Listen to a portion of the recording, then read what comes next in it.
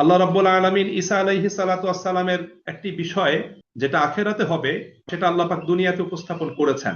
আখেরাতে নবী ঈসা আলাইহিস সালাতু ওয়াস সালামকে আল্লাহ সুবহানাহু ওয়া তাআলা, খ্রিস্টানরা তাকে এবং তার মাকে যে ইলা রূপে গ্রহণ করেছে সেই বিষয়ে আল্লাহ পাক ঈসাকে জিজ্ঞাসা করবেন যে আনতা কুলতা লিন-নাসি ইত্তাখিজুনি ওয়া উম্মিয়া ইলাহাইনি মিন দুনিল্লাহ।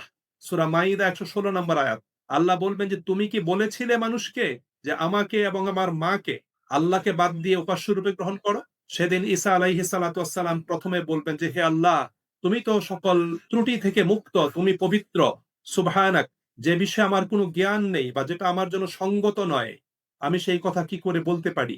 তাআলামু মা ফি নাফসি ইন কুনতু কুলতুহু ফাকাদ আলিমতাহ। আমি যদি এরকম কোনো কথা বলে থাকি তাহলে সেটা তো তুমি জানো, কারণ তুমি আমার মনের খবর জানো। তোমার মনের খবর আমি জানি না, তুমি গায়েব সম্পর্কে সম্যক অবগত। এরপরে ঈসা বললেন যে হে আল্লাহ, আমি তো তাদেরকে শুধু সে কথাই বলেছি যে কথা বলতে তুমি আমাকে আদেশ করেছিলে, আর তা ছিল তোমরা আল্লাহর ইবাদত করো যিনি আমার এবং তোমাদের রব।